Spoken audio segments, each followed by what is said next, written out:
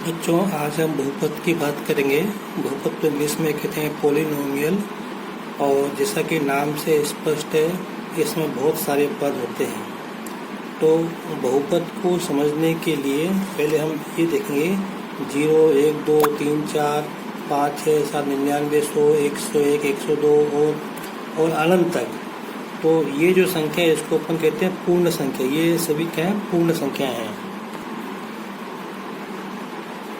तो बहुपद का स्वरूप, स्ट्रक्चर, ये जो आप इस तरह से आप देख रहे हो 4x पे घात 3 माइनस 3 पे 4x वर्ग प्लस वर्गमूल 5x माइनस 2। इसमें जो आप x देख रहे हो इसको अपन बोलते हैं चर कहते हैं। तो आप देख रहे हो चर पे घातांक कितनी? 3, 2, यहाँ पे 1 है और इसको अपन x पे घात 0 ऐसा अपन लिख सकते हैं। तो इस तरह का जो स्ट्रक्चर है जो कि प्लस माइनस से जुड़ा होता है और जो चर पे घातांक इनमें से होती है, तो इस तरह का स्ट्रक्चर या स्वरूप इसको हम कहते हैं बहुपद। और इसको अपन बीजीय व्यंजक भी कहते हैं। अब बीजीय व्यंजक में इस पे घातांक वर्गमूल 3, 1/2 इस तरह से हो सकती है। लेकिन जब किसी बीजीय व्यंजक में चर पे घातांक इन संख्याओं में से होती है तो उसे हम बहुपद कहते हैं। मैं आपको और समझाता हूँ बहुपद। ये जो मैंने बीजीय व्यंजक लिखे हैं ये सभी बहुपद के उदाहरण हैं। आप देख लो कि जो चर है इसमें x पे घातांक जो इसमें 3 है, 2 है, यहाँ पे 1 है, यहाँ पे x पे घातांक 0 है। इनमें से होना चाहिए। चर पे घातांक अगर इनमें से है, जितने भी चर हैं सब पे घातांक 0, 1, 2, 3, 4, 5, 99, 100 इसमें से होनी चाहिए। तो उसको अपन क्या बोलते हैं? बहुपद कहते हैं। और साथ ही साथ ये जो पद हैं ये प्लस माइनस से जुड़े हुए होने चाहिए। अब देख सकते हो इसमें कितने पद हैं? 1, 2, 3, 4। 1, 2, 3, 4। इसमें 2 पद हैं, इसमें भी 2 पद है, इसमें 3 पद है, इसमें 2 पद है, इसमें 1 ही पद है, केवल ये। इसमें भी 1 ही पद है, इसमें भी 1 ही पद, इसमें भी 1 पद है। अब कौन से व्यंजक बहुपद नहीं होंगे? तो मैं बता रहा हूँ आपको। देखो, जिस व्यंजक में घातांक इनके अलावा हो, माइनस की हो, बटे में हो, तो वो क्या होगी? उसको हम बहुपद नहीं कहेंगे। इस तरह के जो व्यंजक हैं ये बहुपद नहीं है, क्योंकि देखो चर प्रत्येक पद में जो घातांक है चर की वो 0, 1, 2, 3, 4 होनी चाहिए। यहाँ पे ये बहुपद नहीं है। किस कारण से? क्योंकि इस पद में x पे घातांक कितनी है? -3। तो सबसे पहले बात तो ये कि चर पे घातांक प्लस में होनी चाहिए। फिर देखो यहाँ तो घातांक 2 है लेकिन यहाँ पे घातांक क्या? माइनस की है, तो इसलिए ये बहुपद नहीं है। फिर यहाँ पे देखो ये जो बीजीय व्यंजक लिखा है इसमें घातांक क्या लिखी है? 2/3। तो घातांक अगर भिन्न के रूप में तो उसको भी हम बहुपद नहीं कहेंगे। दूसरा ये 1/x x बटे में है तो इसको हम x पे घात -1 के रूप में लिख सकते, इस प्रकार से लिख सकते हैं। तो इसलिए ये 2 कारणों से बहुपद, एक तो इसके कारण और दूसरा ये x बटे में, इसलिए ये बहुपद नहीं है। और मैं आपको बताऊँ, जैसे मैंने लिखा है x पे घात वर्गमूल 3 माइनस 4x प्लस 2, तो ये भी सब कोई भी बहुपद नहीं है। ये इसके कारण वर्गमूल 3 के कारण, क्योंकि वर्गमूल 3 पूर्ण संख्या नहीं, इनमें से नहीं है, ये बहुपद नहीं है। तो आशा करता हूँ कि आपको शायद ये समझ में आ रहा होगा, है ना। वैसे तो ये 7वीं 8वीं में सब समझाया गया है, लेकिन मैं आपको रिवाइज करवा रहा हूँ। दूसरा, यहाँ पे ये जो चर है ये x है, तो यहाँ y भी हो सकता है। जैसे मान लो मैंने यहाँ पे दिया y² प्लस y प्लस 1, तो ये भी बहुपद है। यहाँ पे चर क्या है? y है। x y के अलावा कोई और भी चर हो सकते हैं, ठीक है। अब मैं आपको बता रहा हूँ बहुपद की घातांक क्या होती है। तो हम अब उन्हीं की बात करेंगे जो बहुपद है, जिन पे घातांक क्या हो? 0, 1, 2, 3, 4, 5, 99, 100। तो यहाँ पे जो ये बहुपद दिया है इसमें जो सबसे बड़ी घातांक है, सबसे बड़ी घातांक क्या है? देखो 3, 2, 1, 0। तो सबसे बड़ी घातांक कितनी है? 3। तो ये जो बहुपद है इसकी घातांक क्या होगी? 3 होगी। फिर इसमें भी ये घातांक सबसे बड़ी है 3 है, तो इस बहुपद की घातांक क्या होगी? 3 होगी। इसमें भी घातांक कितनी होगी? 3 होगी। इसमें भी घातांक कितनी होगी? 3 होगी। इसमें घातांक 2 होगी। इसमें घातांक 2 होगी। इसमें घातांक 2 होगी। यहाँ पे इसमें घातांक 100 होगी। इसमें घातांक क्या होगी? 0। इसमें घातांक 0 होगी। तो जैसे अगर बहुपद की जो घातांक होती है उसके हिसाब से हमने उसको नाम दिया है। जैसे अगर किसी बहुपद की घातांक 1 होगी तो उसको हम रेखिक बहुपद कहते हैं। घातांक 2 होगी तो उसको हम द्विघात बहुपद कहते हैं। घातांक 3 होगी तो उसको अपन त्रिघात बहुपद कहते हैं। और घातांक 4 भी हो सकती है, तो उसके लिए कोई नाम नहीं है, अपन बोल देंगे 4 घातांक वाला बहुपद या 5 घातांक वाला बहुपद। जैसे पहले तो देखो क्या ये बहुपद है?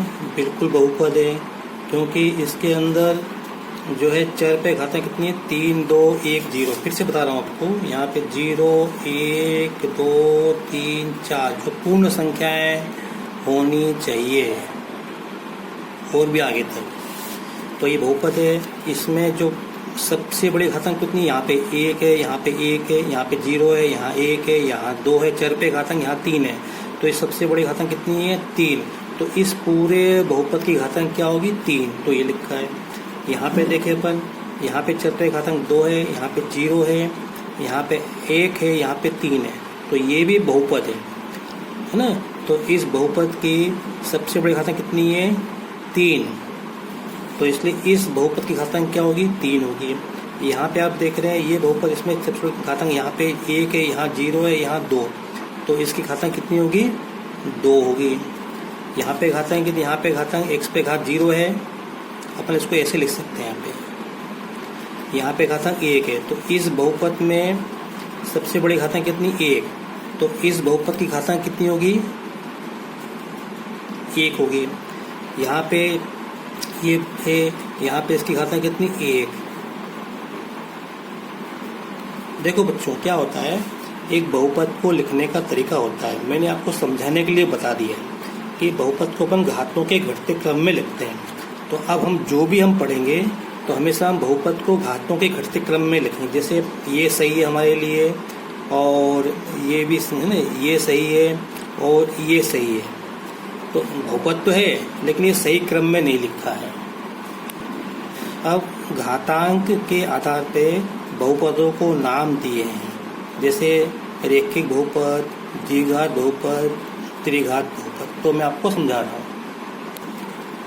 देखो बच्चों, ये जो है ना, ये सब के रेखिक बहुपद है।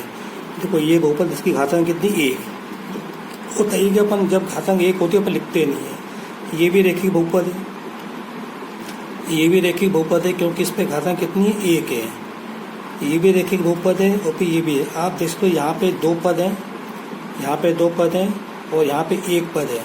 तो एक बात अगर ध्यान रखो, मैं आगे बताऊंगा, लेकिन बताऊँ कि इसमें रेखिक बहुपद में 2 से अधिक घातांक नहीं हो सकते, 2 से अधिक पद नहीं हो सकते।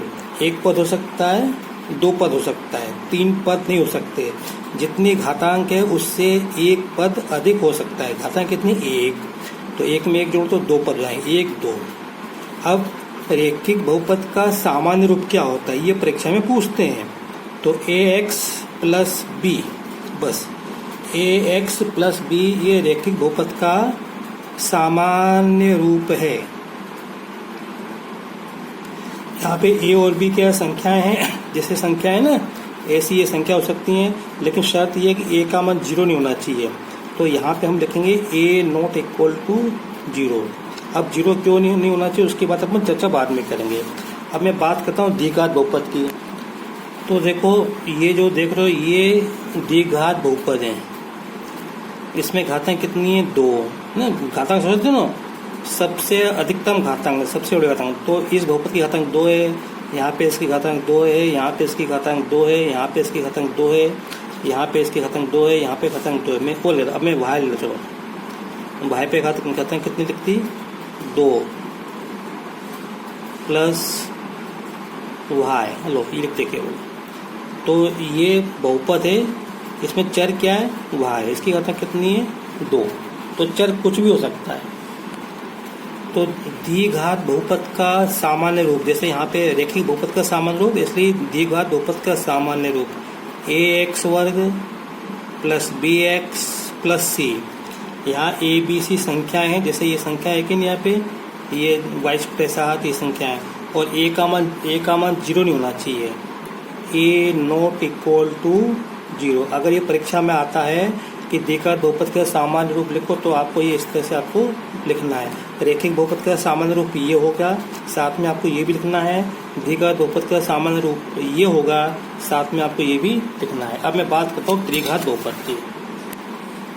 तो ये जो आप बहुपद देख रहे हो, इनमें सबकी घात कितनी है, 3 है।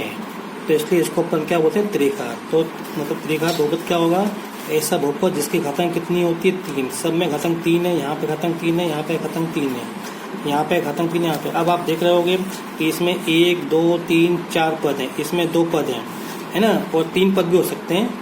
इसमें 2 पद हैं, इसमें 1 पद है, इसमें 1 पद है।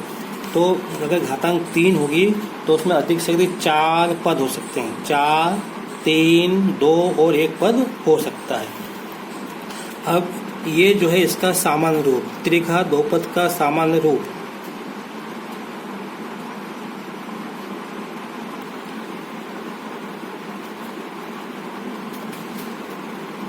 cx प्लस डी, जहाँ a नॉट इक्वल टू 0। ये त्रिघात बहुपद का सामान्य रूप है, a का मान 0 नहीं होना चाहिए।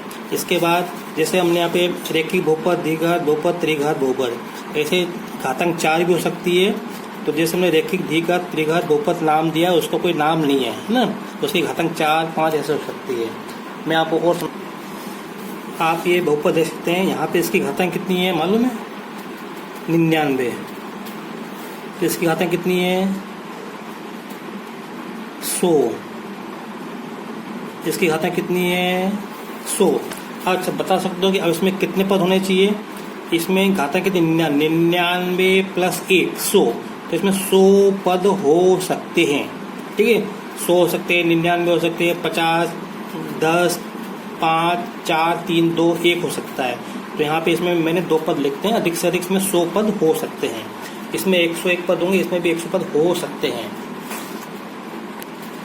अब ये एक बहुपद है जिसकी घातांक कितनी है, n। कितनी घातांक है, n। n घातांक का बहुपद है। अब इसमें पद कितने होंगे, इसमें n, इसकी घातांक n है, और पद होंगे, पद कितने होंगे, इससे एक अधिक, मतलब पदों की संख्या कितनी होगी, n प्लस 1। बस बच्चों, अगर आपको मेरी बात समझ में आ गई हो तो मैं आपके लिए होमवर्क दे रहा हूँ, अभ्यास कर दिया हूँ। ये यहाँ पे बहुपद लिखे हुए हैं, इसमें से अपने को पहचानना है कि कौन से रेखिक बहुपद है, कौन से द्विघात बहुपद है, और कौन से त्रिघात बहुपद है, और इसको अपने को मिलान करना है ऐसे। अगर इसका संबंध इनमें से जिससे हो, वो आपको मिलान करना है, वो आपको आइडिया है कि जोड़ी कैसे बनाते हैं, ठीक है। अभी इस वीडियो में इतना ही, बाकी आगे अगले वीडियो में समझाएंगे, ठीक है। Thank you. अगर आपको मेरा वीडियो पसंद आया हो तो इसे लाइक करें, शेयर करें और सब्सक्राइब करें। Thank you again.